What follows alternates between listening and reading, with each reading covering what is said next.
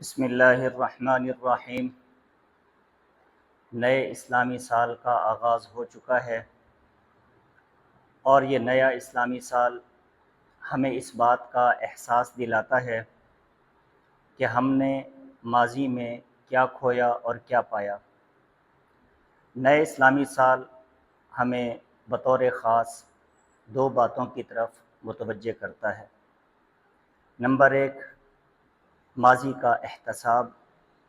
Number دو، آئندہ کا لاہ عمل، کہ ہم اپنی زندگی میں بغور جائزہ لیں کہ ماضی میں ہم اپنی عبادات، اپنے معاملات، اپنے اخلاق، حلال و حرام، حقوق اللہ اور حقوق العباد کی ادائیگی میں ہم سے کہاں کہاں غلطیاں سرزد ہوئی۔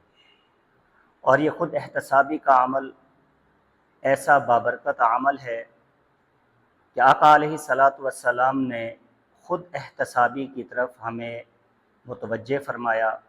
ارشاد فرمایا، حاسبوا انفسکم قبل ان تحاسبوا، کہ تم اپنا محاسبہ خود کر لو قبل اس کے کہ تمہارا حساب لیا جائے۔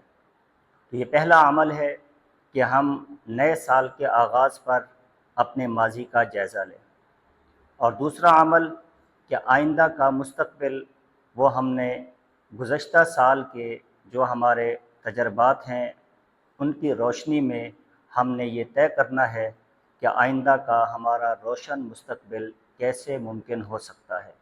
تو سال نو کا پیغام یہ ہے کہ ہم گزشتہ سال کی خود احتسابی کریں اور پھر اس کی روشنی میں آئندہ کا روشن اور بہترین مستقبل طے کریں۔